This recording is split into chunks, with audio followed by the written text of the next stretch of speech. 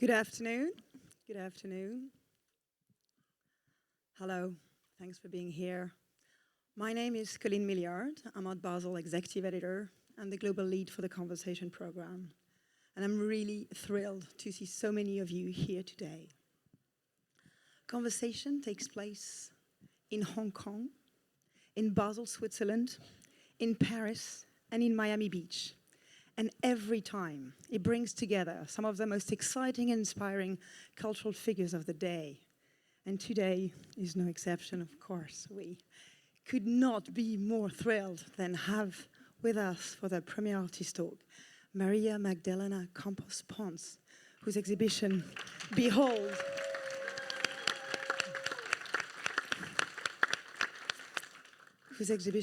is currently on at the Brooklyn Museum. And if you have a chance, go and see it. And if you don't have a chance, the show will tour the US. You might see it near home. Over the next 3 days, we're going to be welcoming 36 speakers over 10 panels. And they'll be addressing some of the most pressing issues facing the world of art and culture today. This edition of the Conversation Program really takes Miami as the meeting point for the Americas. It's meant to shed a light on forgotten or erased histories from the US, from Latin America, and from the Caribbean. It also celebrates the resilience of Afro-Latino, Latino, and feminist artists who've devised incredible creative strategies to address such topics as race, gender, and systems of belief. It also celebrates the incredible art ecology that exists here in Florida and has existed for decades before Art Basel. So we wanted to really make this program part of the whole country, the whole place. This program was curated by Emily Butler. Where is she? There she is.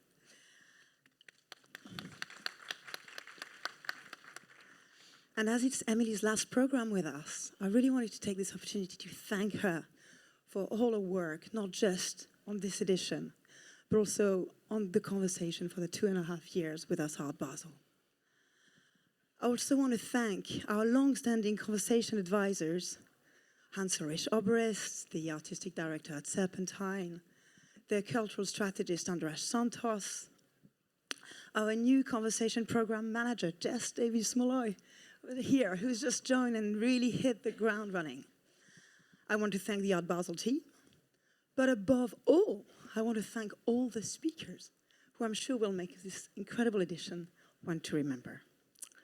So before I hand over, just a couple of words about the panel that is about to unfold.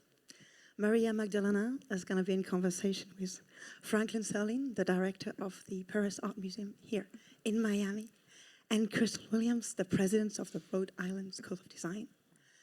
So we really look forward to hearing them speak and find more about you, María Magdalena, your trajectory, your research, your project as well. So thank you. Thank you for being here. It means a lot to us. It really does. And thank you all again for being with us. I hope you enjoy the conversation.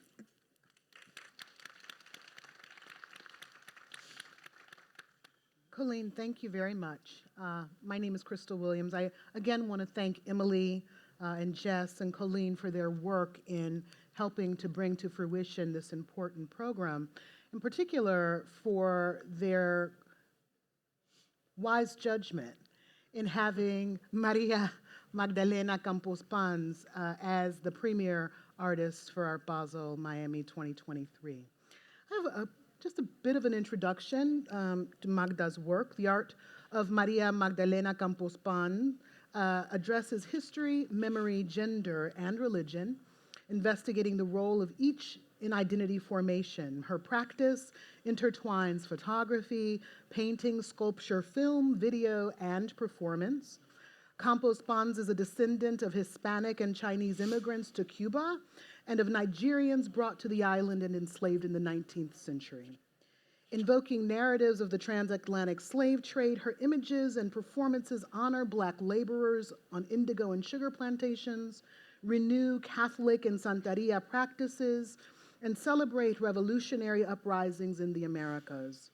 The sea as a repository of site of identity formation and memory is a frequent theme in her work, allowing her to explore topics ranging from the Middle Passage to contemporary migrant crises.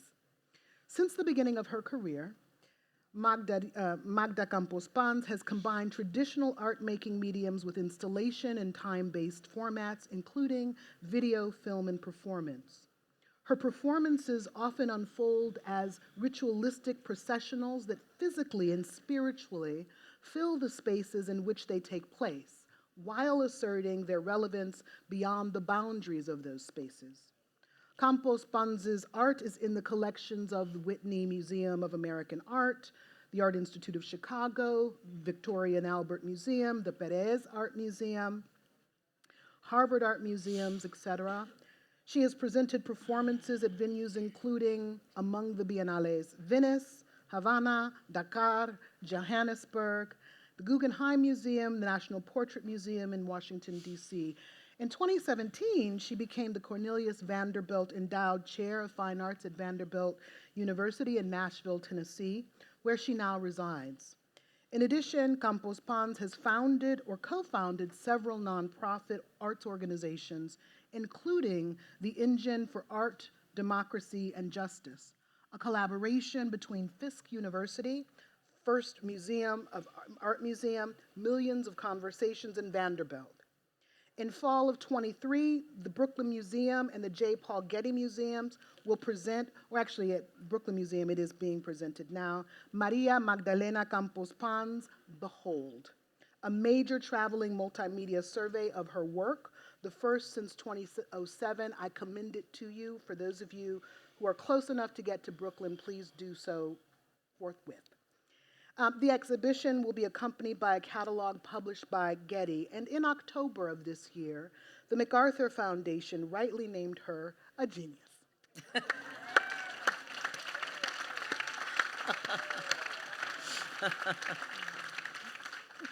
It is such an honor to be invited to moderate this conversation.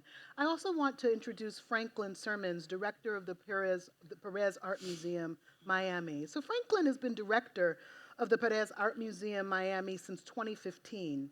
Prior to joining PAM, he was the department head and curator of contemporary art at Los Angeles County Museum of Art from 2010 to 2015. At LACMA, Sirmans organized exhibitions including variations, conversations in and around abstract painting, football, the beautiful game, among many others. From 2006 to 2010, he was curator of modern and contemporary art at the Menil Collection in Houston, where he organized several exhibitions, including Neo-Hoodoo, Art for a Forgotten Faith, Steve Wolfe, Works on Paper, Maurizio Catalan, Is There Life Before Death, etc. In 2009, Sirmans was awarded the Gold Rush Award by the Rush Philanthropic Arts Foundation. He was the winner of the 2007 Driscoll Prize and Artistic Director Prospect 3, New Orleans from 2012 to 2014. So this is an esteemed panel of folks who are very busy almost all of the time.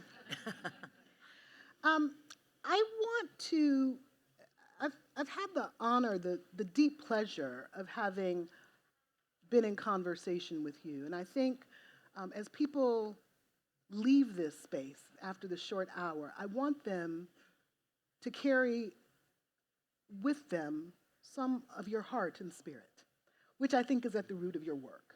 So, in a conversation we had maybe a month ago or so, you shared with me a passage from a poem, and I want you to just open this with that, to call in the spirit, if you would. Thank you. In gratitude. Amerefun Oshun. Amerefun Yemaya. Father, mother, brother, departed ones. Ashe. Aunque en barro se claven, que sean mías las huellas de mis dedos. Dejadme ser yo misma. y buscarme a solas. But I am a gatherer. I am a gatherer of people. I am a gatherer of a spirit's message. Am I a gatherer of stories of my ancestors who then could not tell, but planted in me to share it with you? So I am in gratitude for you. I am in gratitude for you. I am in gratitude for every one of you and the other ones that could not be here but wanted to be. I am in gratitude to our Basel. I am in gratitude to the people that in this city, few decades ago, dreaming of this conversation. This stage, for me, is not a giving. It has been an earning from generations of my family, of my ancestors, and generation of women like me who dream to have the opportunity to be here. I am just a conduit. I am a line in the umbilical cord of the Spirit that guide me. My words are not mine. I have been putting here to be a vehicle of them. So in this conversation with you two, I am possessed by my spirit. I am possessed by the ideas that my spirit had guided me. So I want to ask all of us to take a deep breath.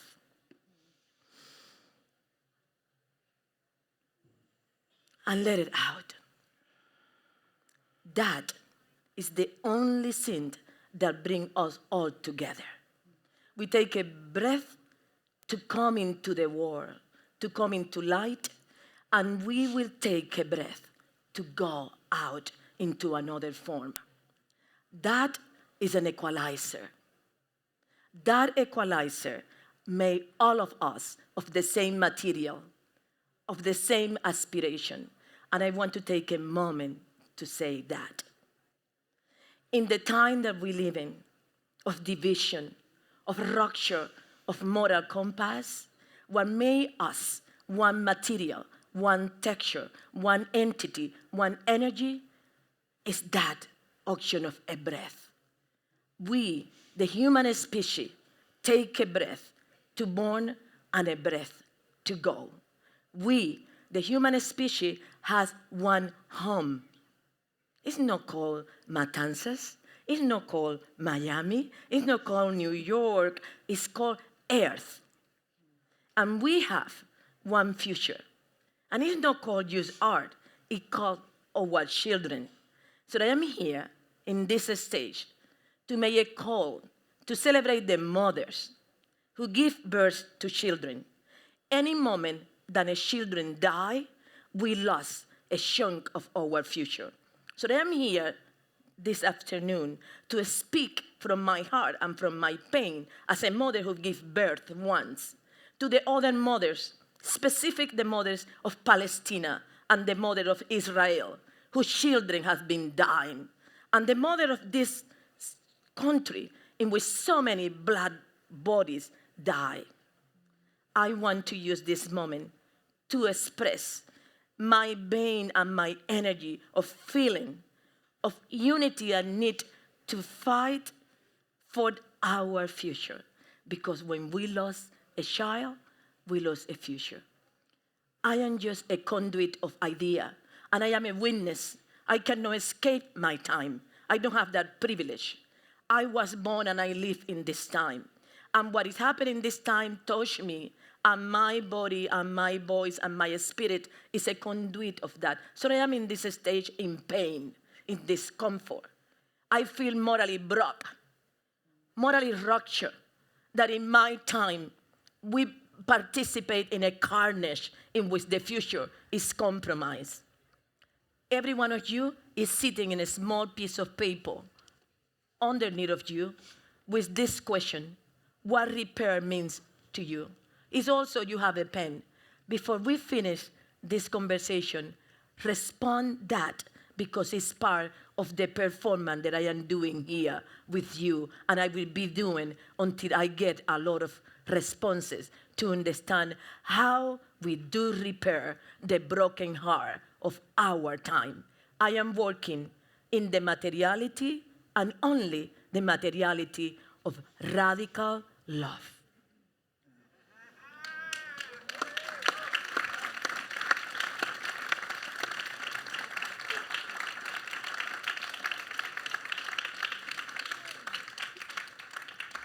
I thought it was important for you to hear that. Franklin, when last we spoke, you said something that was very striking, which was that you came into your intellectual self through Magda's work and thinking. And I want you to, from that jumping off point, if you would, frame her work in its full context, both in the context of Latin American art, Afro-Latino art, American art, art, the heart. Just a small question. Thank you, Yeah. Crystal. Thank you.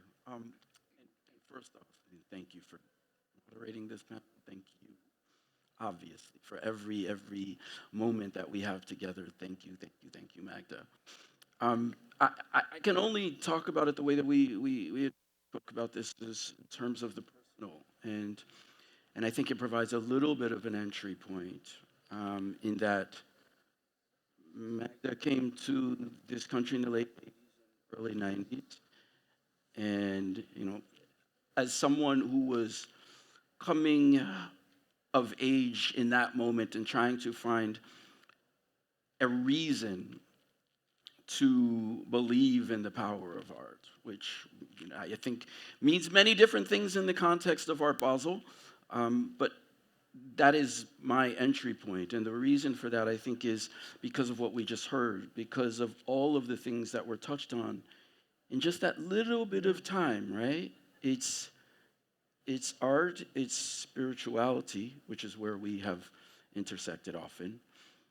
It's about performance, the idea that an object is an object is an object, but what happens internally and what happens not only through the vessel, as you say, of the artist, means something more inside of each and every one of us. And if anybody, even as we take our breath together, you have suggested a collective bringing together of all of us. And this is where I entered into conversation in the early 1990s and probably first saw a reproduction of Magda's work from an exhibition at the ICA in Boston. And within that show, it was an installation of photographs on the floor and surrounded by images that recall the Middle Passage, right? So this is the other thing that Magda does, and the other thing that we share is that you have an approach, as we just heard, that is at once personal, but again, collective. And I would say in that piece, we were talking about the diaspora very specifically, and the diaspora of Africa and what it means to be able to trace one's roots in Matanzas, in Cuba, to Nigeria, and across the Atlantic Ocean and beyond. And so that was the entry point. It was work that I think was striking in its ability to conjure spirituality and in its ability to talk through photography and text. And that was something that also pertained to other artists, and I think to other peer artists such as Carrie Mae Weems, such as Lorna Simpson. We talk about sisterhood specifically. So I'm just trying to think of that moment in very broad brushstrokes, and I'm ensconced in the early 90s right now as we just opened an exhibition that begins in the early 90s by Gary Simmons. And so I think about things like the Decade Show, which was a coming together of institutions in New York City, the Studio Museum in Harlem, the Museum of Contemporary Hispanic Art, and the New Museum. And thinking through that to things like the 1993 Whitney Biennial, and then those shows that happened in Boston at the ICA with Magda's work, to Johannesburg, 1997, when Kelly Jones brought us there for Life's Necessities, inside of the big exhibition that Okwe Enwezer curated. Only the second Johannesburg Biennial. And it reminds me of the fact that in between those years in 1997 in particular, we not stopped, but there was the Venice Biennial. 1997 was a year where you had the Venice Biennial, you had the sculpture project in Münster, and you had the Documenta. But it was a moment in which I could get away with writing an article in Flash Art magazine called The Unbearable Lightness of Whiteness. Yes. I don't know why they let me do that. I was the news editor, so maybe they didn't understand, but it was okay. But what that meant to stress was the fact that all of a sudden there were these projects like Istanbul was maybe on its 4th or 5th version. Gwangju was on its 2nd or 1st or 3rd. Johannesburg was on its 2nd, obviously. And Johannesburg allowed us to plug back into the history around Dakar and Dakar that goes back to the 60s, and thus the relationship between politics and visual art that we are here to celebrate through the work of Magda today. So those are a few touch points, I think, that are interesting. And I would just also add that, because I emphasize the aspect of spirituality.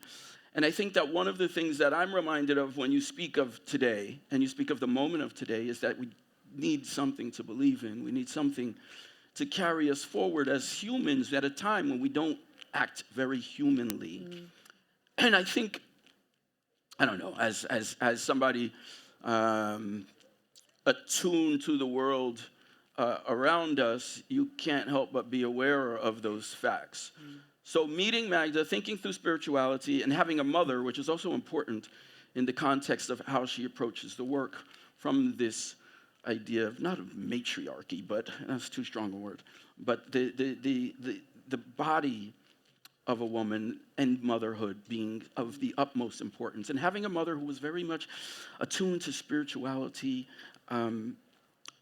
I was thinking through a show, and I'm just going to deposit it now, Neo Hoodoo that you mentioned, Art for a Forgotten Faith, which was triggered by Magda's work from long ago. It took a long time from the early 90s to get to 2008 when we began to work on this exhibition. Is that, so I'm going to stop there Yes, because please. I want to ask a question. I mean, ancestry, spirit, tradition, receiving.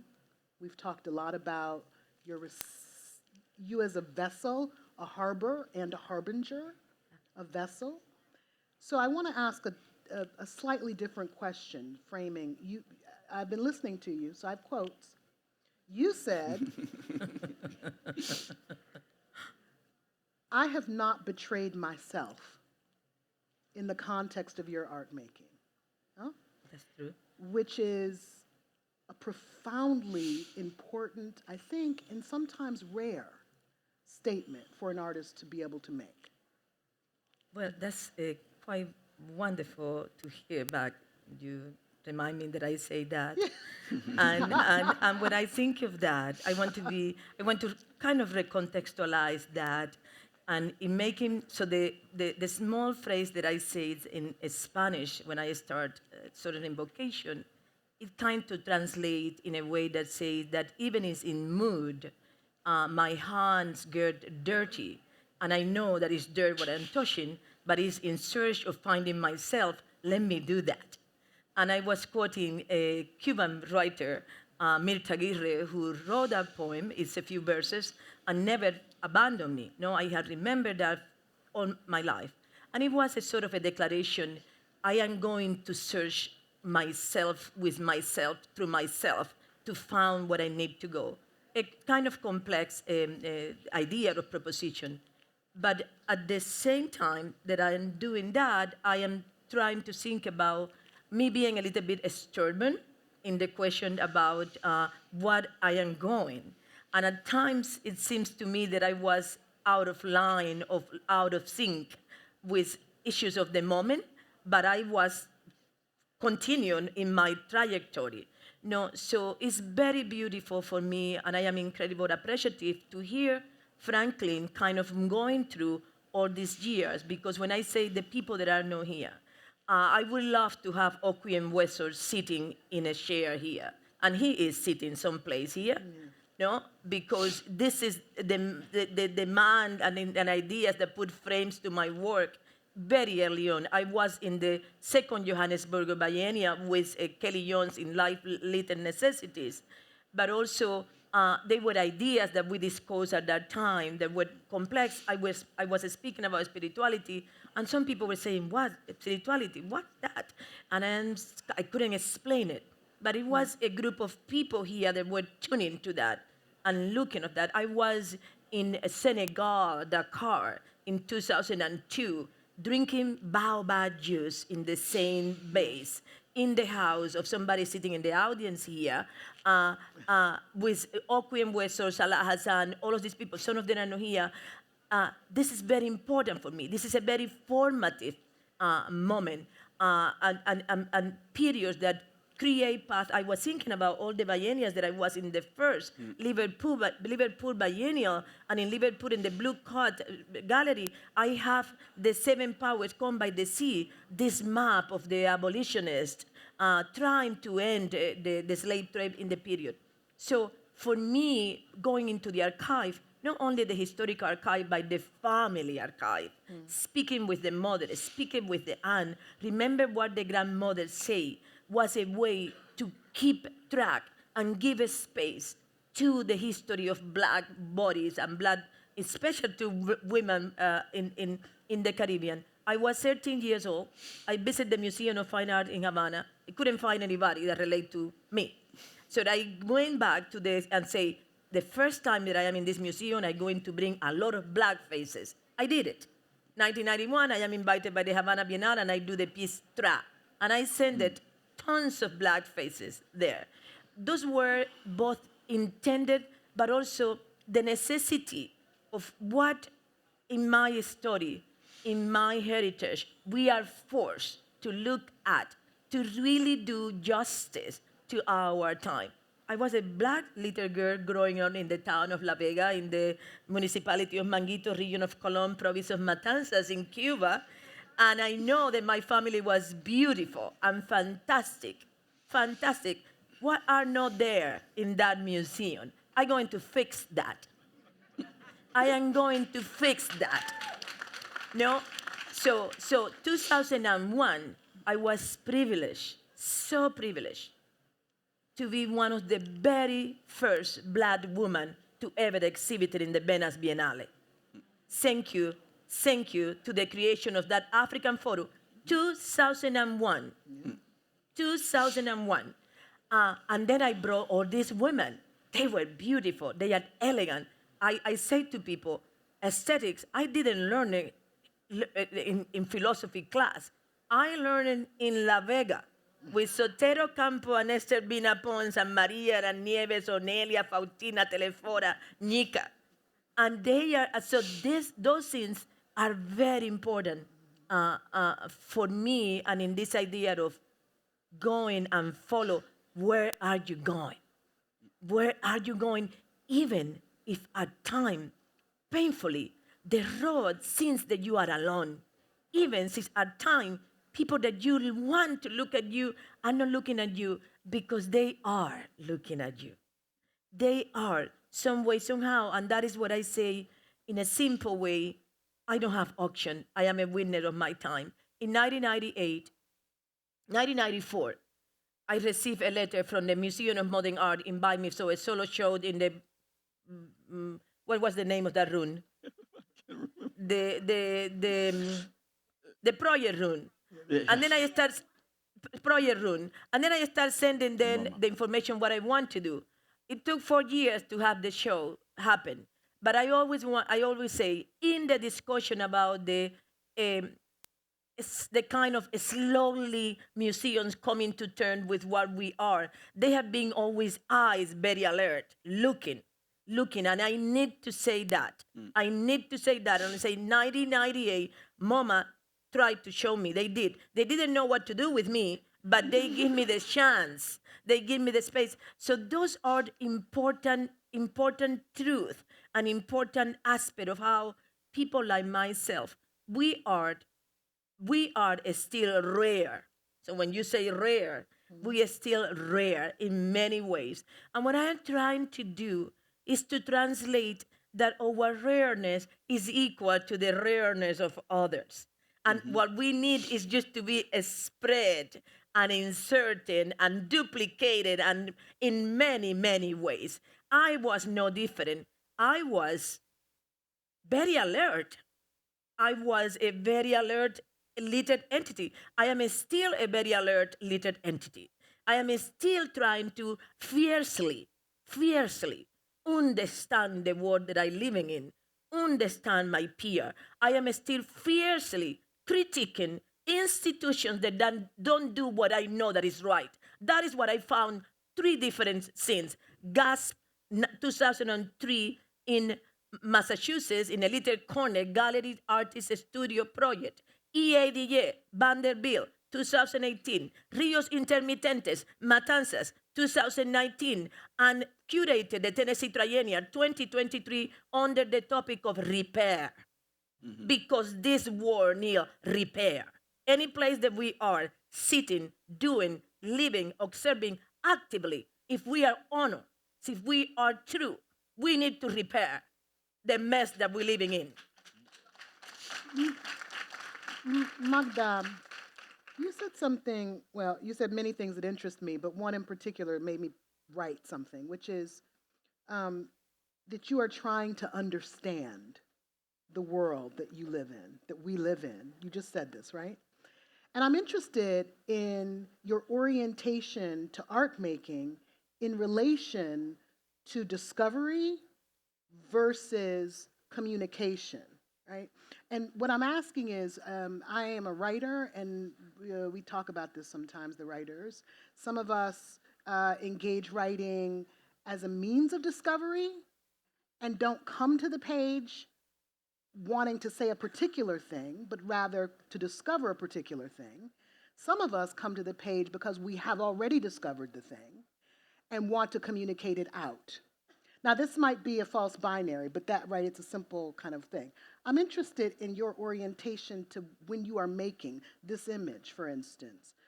Are you coming to express a thing you have already discovered, or are you discovering? I love binaries. I always think that I have been living in duality. Yeah. There is a piece of mine from 1990.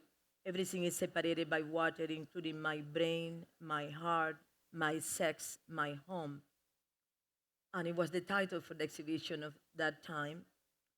And I think that the entire project of art is an inquiry.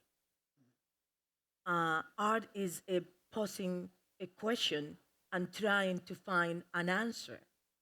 And I feel myself alive when I still struggle and wrestle with building the answer. So every small gesture in the form of art that I have done is my fighting with trying to create and understand my answer, or at least my approximation to the question that brought me there.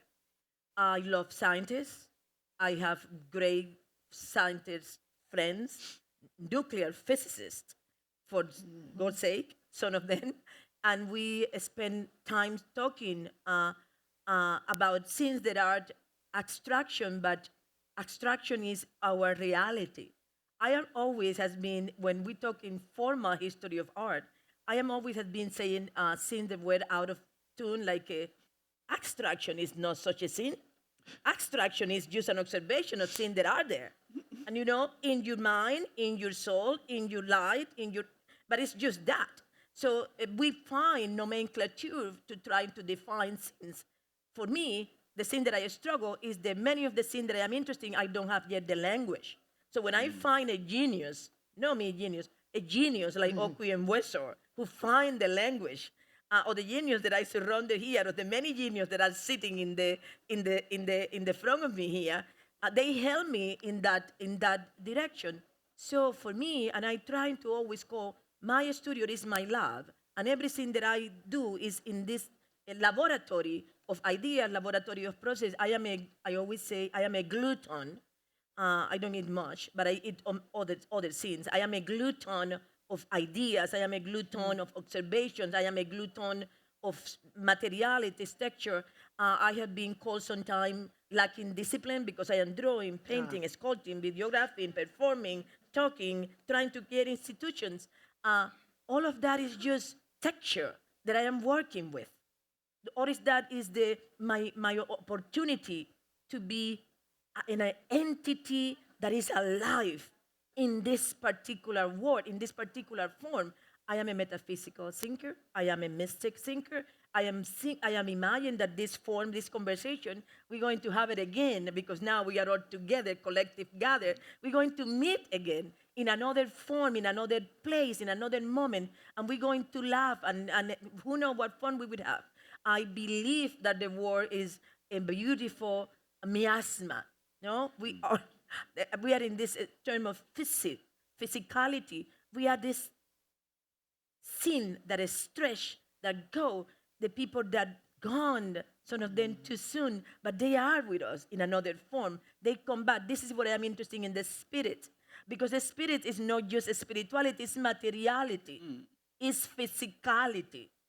I have the opportunity to be talking with a few scientists when I was inducted into the American Academy of Art and Science a few weeks ago in Cambridge, Massachusetts, and they were saying all the time, yes, yes, and I was thinking, just read this, right?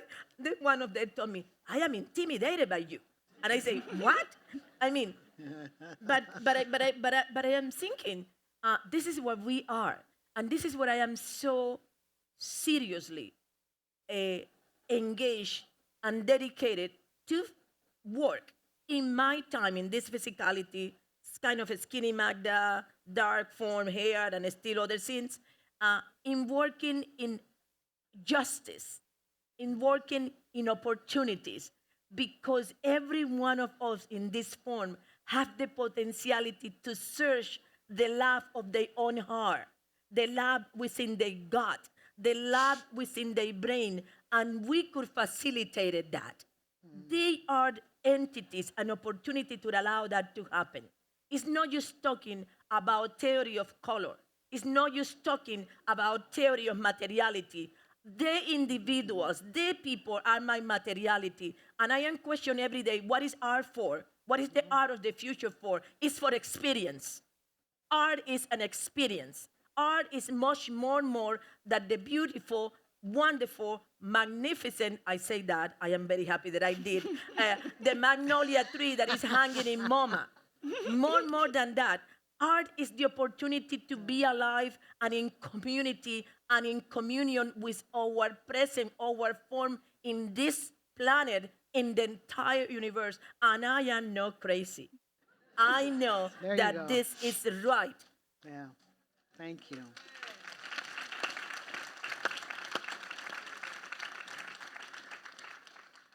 I cannot imagine a more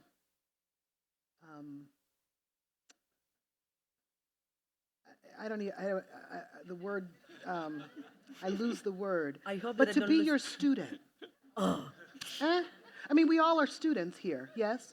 But to be at Vanderbilt and to be in a class with you and to experience the expansiveness of your mind and your heart in service of us all must be an extraordinary thing. It must be extraordinary. I love teaching.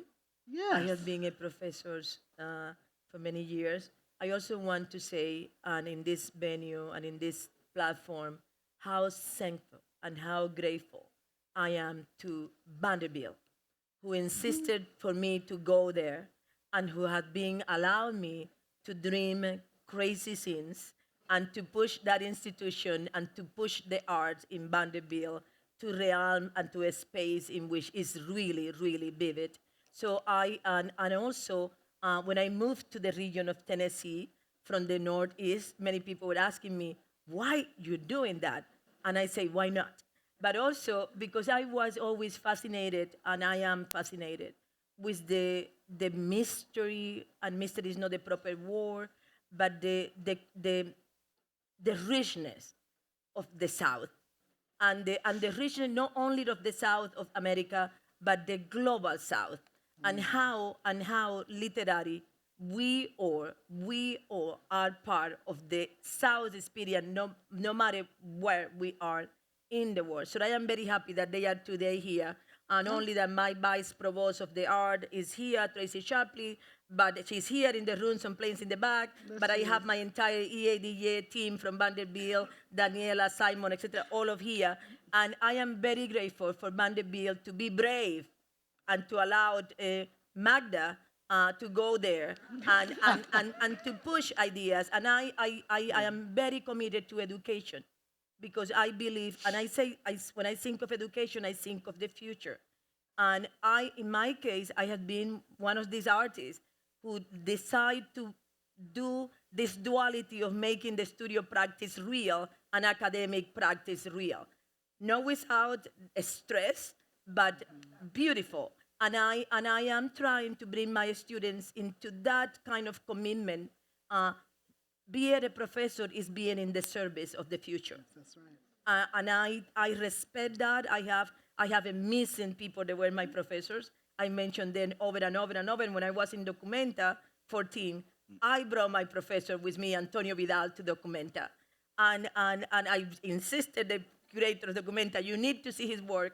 And they saw the work and they were enamored with his practice, as I was. So academic practice is fundamental for me. It's something that I say artists do not retire. So I don't plan to retire ever in my practice of being an educator in different forms and in different platforms. And so thank you for that question. And in your presence, the dean of the RISD School of Design, which is an incredible institution in academic in America as well, is very important. So yes, I am dedicated to that. I think they are the luckiest humans on the planet. I'm sensitive to time. If one or two of you have a brief question, we maybe have time. We'll see if we have time for two. We certainly have time for one. I saw a hand there. So is there a microphone for this person? Do you want to stand up before? Yes, stand up. Chicago, and we bought a piece of yours, a triptych called Nesting. Oh, 2122 Dowd was there for dinner, blah, blah, blah.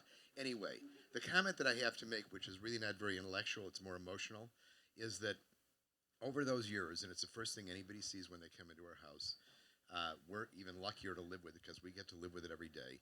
It has remained as compelling today as it did 20-some years ago. And being able to listen to your passion and your point of view today makes it even worth all that much more. So thank you. That's what I was here to say. Thank you. thank you. Thank you so much. Is there another question in the audience for Magda? There's a hand over here. Stand up.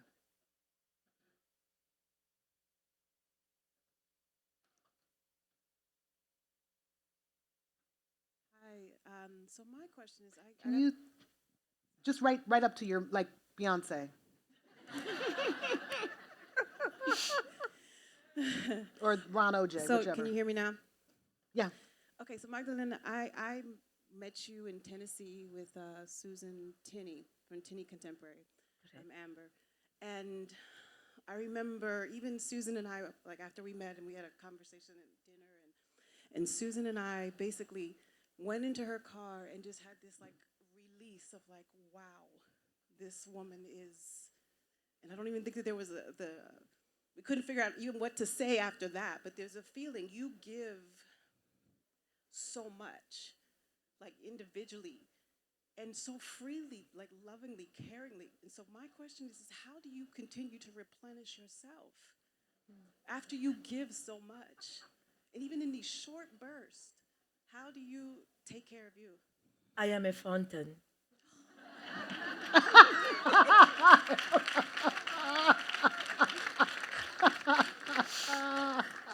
Amber, thank you for that comment. Thank you for that question. You know, there is my piece. It's called I Am a Fountain. They are not my words. It's Clarice Lispector, this amazing Brazilian writer. When I read her novel, she described the woman body as a fountain. And it was 1990 that I was in Banff, Alberta, and I was so moved. So I made that piece that is now at the Brooklyn show, I Am a Fountain. I want to highlight very briefly that Carmen Hermon, the curator of the show at Brooklyn, is here. And I want to highlight that Koyo Kuo, who bring me to Dakar, is here, and that Trevor Smith from the Peabody Essay Museum is here, and that Grace Ali is here, Barbara London is here, Kevin Murphy is here. So I want to Mark Scala from the Frieze Museum is here, Michael Edwin from the Frieze Museum is here, Alexander. So what I want to say, how did I replenish myself? I am a believer and a practitioner of what I call radical love. I made the point to meet a stranger every single day. And I talk with that stranger every single day. When I am in Nashville, I do a little walk from my house to the university, in which in the corner they are always a group of Jehovah's Witnesses. I talk to them almost every single day. They know me. I bring water when it's hot, and I will bring something warm when it's cold.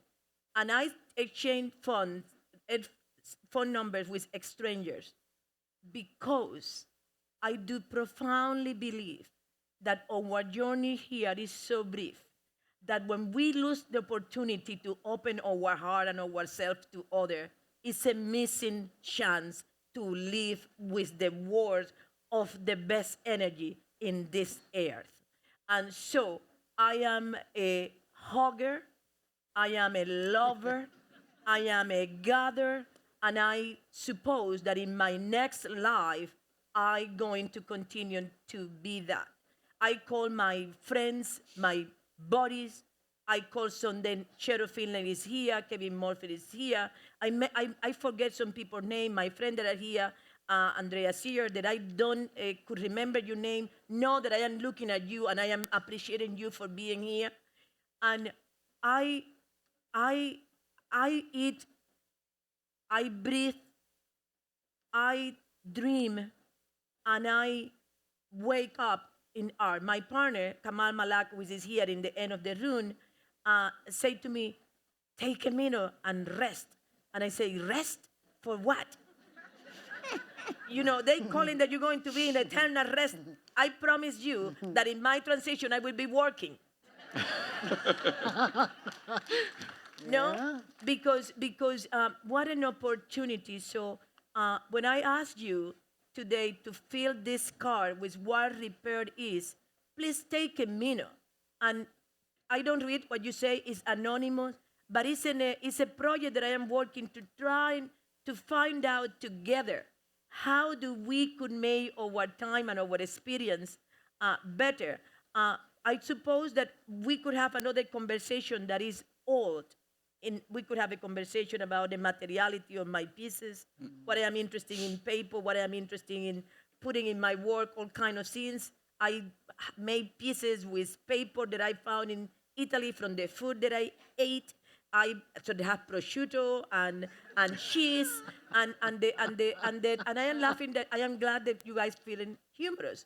But when I was in the exhibition with the conservator of MoMA, this is a question for conservators, but also it's about something that I believe profound. Art is an experience, and since what I found in what I am eating that day talk to my experience, I'm going to incorporate it. I'm going to find a way to make it language, to make it materiality, to give a form. No? So I am thinking in the history of art, okay, I'm going to be working in the genre of a still life. Why not to use the paper of my bread and my cheese that I bought in Piazza de la Verdura in Padova? When I know that I was the only black woman painter that ever put food and work in Padua. Where is next, when I was working, few meters from Scravini's chapel. So me and Giotto, me with my bread and my pan, and Giotto, And I am conscious when I'm doing that. I know that. I am knowledgeable and alert and aware of that history. But my time, my experience, to be a witness of my time, Giotto didn't have the same bread with the same paper. And paper and collage is a materiality of my time after rupture of traditions in the beginning of 20th century. So those questions are in my mind. The rigor of thinking of language in the historical chronology of art is very present to me. So this is what I question, what is the language of the art in the future? As my dear friend Oki and Weso will say, what is the future of art? I am working on those parameters, with those paradigms, with those kind of question and trying to find answers. And for that reason, I am thinking that art should always be an experience of not only the known, but the unknown, and I am ready to make mistakes and be misunderstood. Thank you.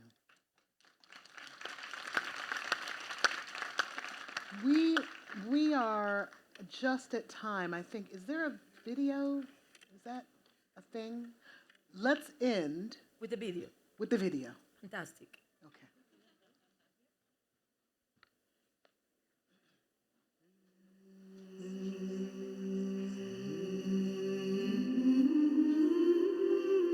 Put the lights down.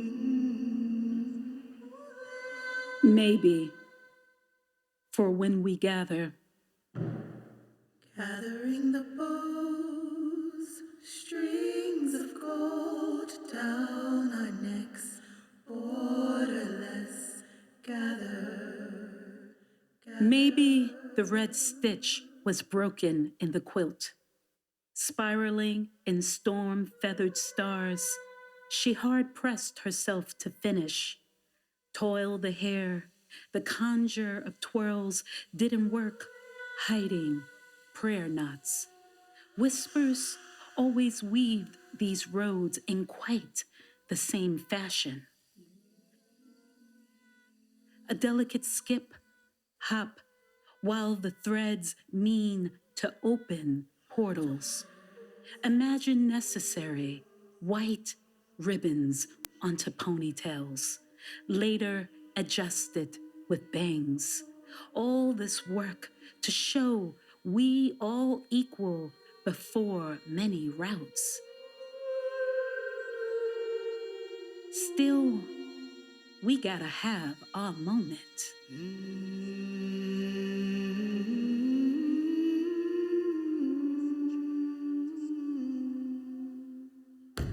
Maybe the suitcase and yellowed plastic bags upcycled did not burst at seams. Maybe she good girl, please watch over her. Pinned to jacket was a prayer for us all. Didn't work for less, but might have. We had little and dreamt labyrinths, buckled dress shoes, quite the shiny marvel, black, saffron socks, ankle and ruffled. A chorus chartered to school. Imagine necessary a soup of new brown playmates. Did we understand that? Little girls, this work we knew. Thank you. It has been such an honor, and I hope you all feel as filled as I do. Unusually so. You bring me to tears. Thank you. And you all are going to all try to talk to her. We're going to shut that down. She's going to go downstairs. There's a book signing at B7, so that's at the Barbertoon booth. So I want you to migrate yourselves down that way where you can talk to Magda. Magda, you are such a gift. Thank you. Thank you to you both. Thank you to you both. Thank you. Thank you so much. Thank you. Thank you. Thank you. Thank you. But it was okay. Thank you. Okay. So I'm going to She take wants those cards. She wants the cards. So if, fill out the cards. And then she leave wants it, leave it for in the front there when you finish the card. Or you could bring it to my booth, the card as well. Thank you. Thank you.